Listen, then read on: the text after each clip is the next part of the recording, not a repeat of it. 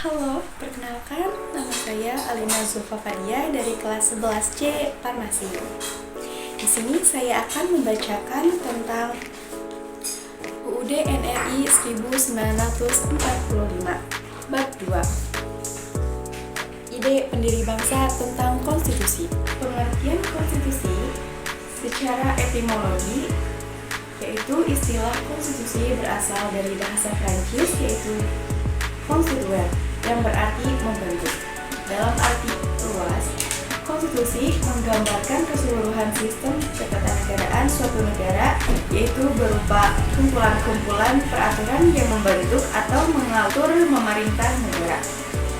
Dalam arti sempit, konstitusi dituangkan dalam suatu dokumen seperti Undang-Undang Dasar.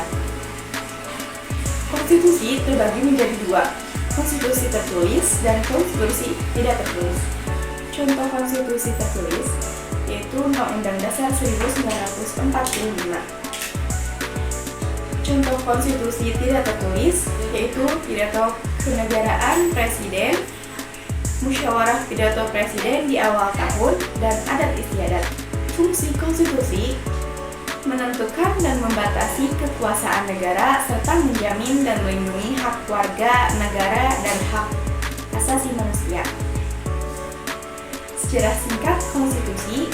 Perjalanan terbentuknya konstitusi di Indonesia dimulai sejak tanggal 18 Agustus 1945. Panitia Persiapan Kemerdekaan Indonesia atau PPKI mengesahkan Revolusi Groundwork atau naskah yang kemudian dinamakan UUD 1945.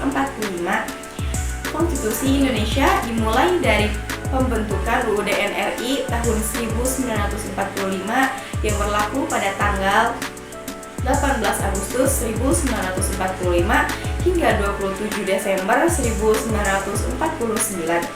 Selanjutnya, Konstitusi RIS berlaku dari 27 Desember 1945 sampai dengan 15 Agustus 1950 saat NKRI berbentuk Republik Indonesia Serikat. Kemudian UUD 1950 berlaku mulai 15 Agustus 1950 menggantikan Konstitusi RIS. Terakhir UUD 1945 yang berlaku kembali pada 5 Juli 1959 hingga sekarang.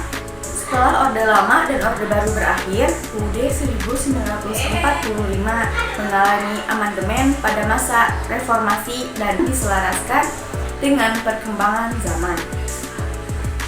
Pandangan Supomo tentang pentingnya konstitusi. Memahami sebuah proses penyusunan Undang-Undang Dasar hingga segala pembicaraan yang berkaitan dengan UUD 1945 akan menjadi material bahan historis dan bahan interpretasi untuk menerangkan makna dan maksud UUD itu sendiri. Sekian dari saya, mohon maaf bila ada salah kata atau pembawaannya kurang jelas. Wassalamualaikum warahmatullahi wabarakatuh.